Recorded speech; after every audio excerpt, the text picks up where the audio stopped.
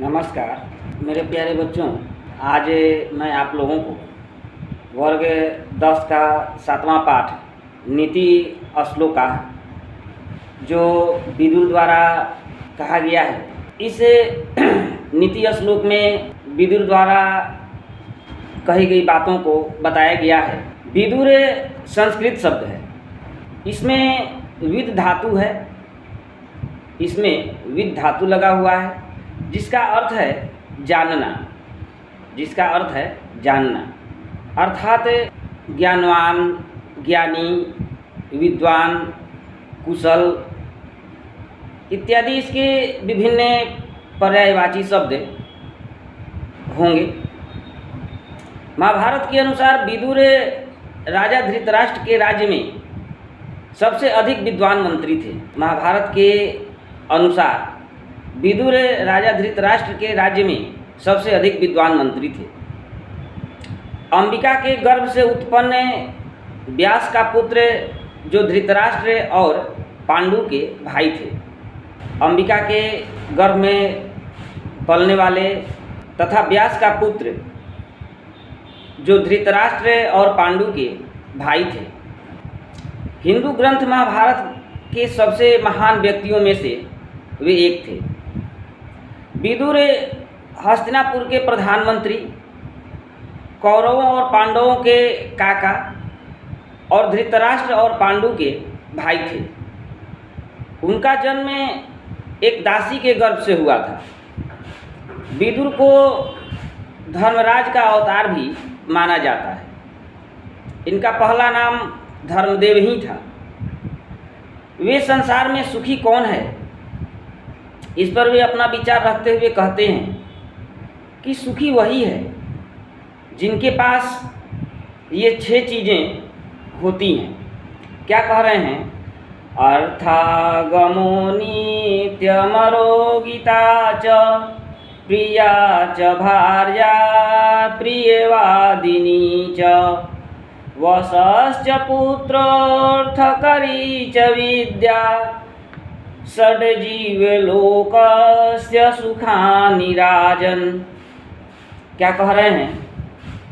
अर्थागमो नित्यमरो गीता च प्रिया च भार्या प्रियवादिनी च वशश्च पुत्रोऽर्थकरी च विद्या षड्जीवलोकस्य सुखानि राजन्। वे सुख के साधनों को बताते हुए कहते हैं कि अर्थागमो नित्यमरो गीता च, अर्थ मीन्स धन का आदान प्रदान रोज होना चाहिए, रोज धन आना और जाना चाहिए। और निरोगिता च, और हम स्वस्थ रहें, निरोग रहें। कह रहे कि प्रिया च भार्या, औरत जो है वो प्रिय हो, प्रेम करने वाली हो, और प्रियवादिनी च, और प्रिय बोलने वाली हो, प्रेम करने वाली भी हो और प्रिय बोलने वाली भी हो। अगला कह रहे हैं कि वशस्य पुत्रर्थकरी च विद्या, पुत्र जो हो उसके पास धन कमाने का विद्या हो और वो आपके वश में हो, आपके कथनानुसार काम करे चले, और उसके पास धन कमाने योग्य विद्या हो। वो लोकस्य सुखानि राजन्, ये 6 जो हैं ये मनुष्य के सुख के साधन हैं। यदि ये 6 जिनके पास हैं वही इस संसार में सुखी हैं। महाभारत में विदुर को तो बहुत ही महान बताकर उनकी प्रशंसा की गई है। विदुर को महाभारत में महान बता करके इनकी प्रशंसा की गई है। वे महाराजा धृतराष्ट्र के प्रधानमंत्री थे तथा उन्होंने महाभारत के युद्ध को टालने का हर संभव प्रयास किया, लेकिन वे असफल रहे। महाभारत युद्ध के बाद पांडवों ने उनकी ही आज्ञा और सलाह मशविरा लेकर शासन प्रारंभ किया और एक आदर्श राज्य की स्थापना की। आज भी उनकी बातों पर ध्यान दिया जाए तो हम अपने जीवन को अच्छा बना सकते हैं।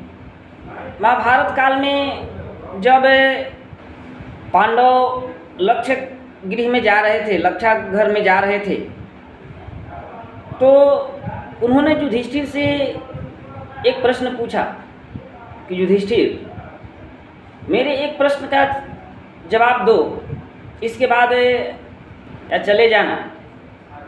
वे उनसे प्रश्न पूछते हैं कि बताओ, यदि जंगल में आग लगता है तो कौन ऐसा जीव है जो कि सुरक्षित बच जाता है, उसे किसी प्रकार की हानि नहीं होती है।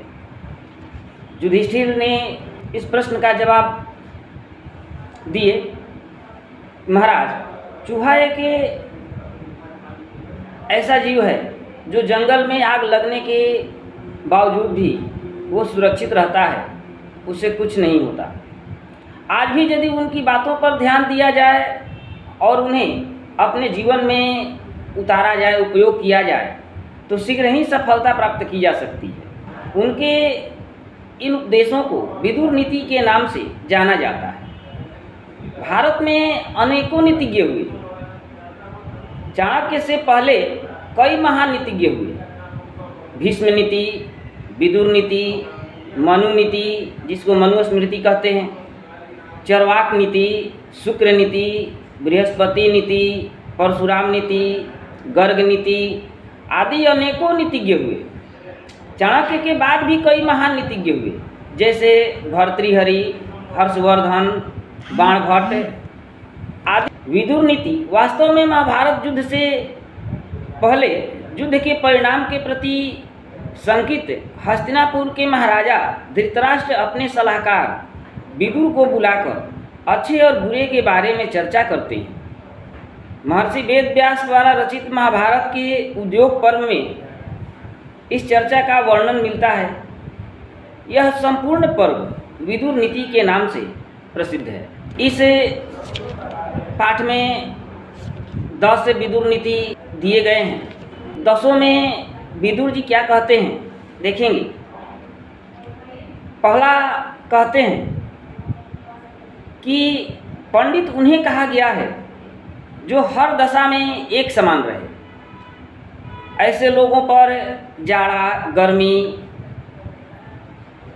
धनी, गरीब, समृद्धि, असमृद्धि, डर आदि का कोई असर नहीं होता। वे हर स्थिति में एक जैसा रहते हैं। कहने का अर्थ यह है कि उन्हें जीवन की सच्चाई अर्थात सत्य का ज्ञान होता है। वे प्रतिकूल परिस्थिति देखकर न तो विचलित होते हैं, अनुकूल परिस्थिति देखकर उन्मादित होते हैं, बल्कि हर क्षण एक सा रहते हैं। गीता में कृष्ण ने कहा है कि सुख दुख, लाभ हानि में एक समान रहने वाला ही पंडित या ज्ञानी कहलाता है। में विदुर जी कहते हैं कि जो मनुष्य सभी जीवों के जीवन रहस्य को जानता है, अर्थात जो अपने समान सारे जीवों के दुख से दुखी या प्रसन्न होता है, सारा काम कुशलतापूर्वक प्रेम भाव से करता है तथा परिस्थिति को देखते हुए आचरण करता है, ऐसे मनुष्य को पंडित या ज्ञानी कहा जाता है। जो मनुष्य सारे भेदभावों से ऊपर उठकर हर प्राणी के साथ सहानुभूति एवं करुणा का भाव रखता है तथा छल कपट, दंभ, मोह आदि से परे होता है, अर्थात जो सारे जीवों में उसी ईश्वर को देखता है जिस ईश्वर को सब अपने में देखता है। गीता में उसे तत्वज्ञ कहा गया है, जिसने जीवन सत्य को जान लिया है। इसी प्रकार कार्य के उद्देश्य को जानने वाला अर्थात नियमानुकूल कार्य करने वाला योग्य कहलाता है एवं परिस्थिति के अनुकूल आचरण करने वाला उपायज्ञ कहलाता है, अर्थात नाशवान है। सत्य केवल ईश्वर अथवा व्यक्ति का सत्कर्म है। इस बात को जानने वाला मनुष्य को पंडित कहा जाता है। अगला में कहते हैं कि जिन व्यक्तियों को मान सम्मान का बोध नहीं होता, वे बिना बुलाए किसी के यहाँ चले जाते हैं, बिना पूछे भाषण देने लगते हैं, बोलने लगते हैं तथा विश्वास न करने योग्य पर भी विश्वास करते हैं। इसमें ये कहना चाहते हैं कि जिसका स्वाभिमान मरा हुआ हो, नष्ट हो गया हो, ऐसा व्यक्ति मान सम्मान का ख्याल किए बिना अकारण कहीं चला जाता है तथा बिना पूछे भी बकबक करते रहता है।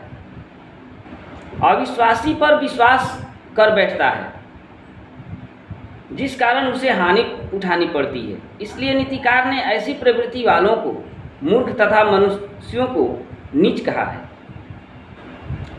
अगला में कहते हैं कि जिसने इनमें से एक को भी अपना लिया उसका जीवन धन्य हो गया।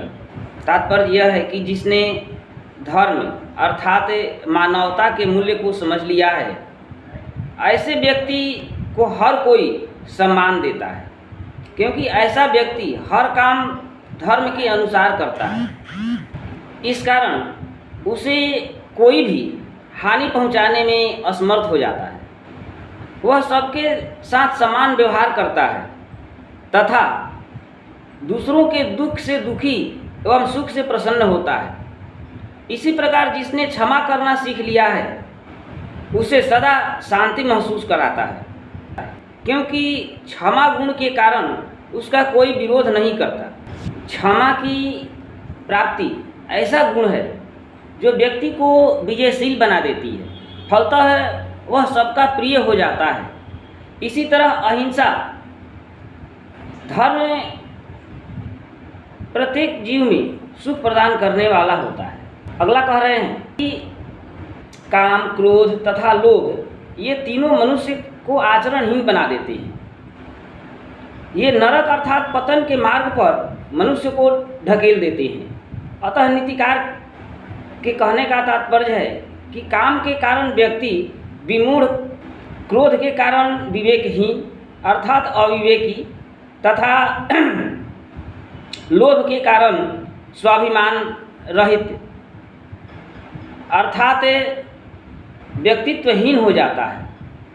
कहने का अर्थ ये है कि ऐसे दुर्गुण हैं जो जीवन को नारकीय बना देते हैं। ऐसे आचरण करने वालों को सभी हे दृष्टि से देखते हैं, फलतः इनमें जीवन का मूल्य नष्ट हो जाता है। अतएव मानव कहलाने के लिए इन तीनों का त्याग कर देना चाहिए।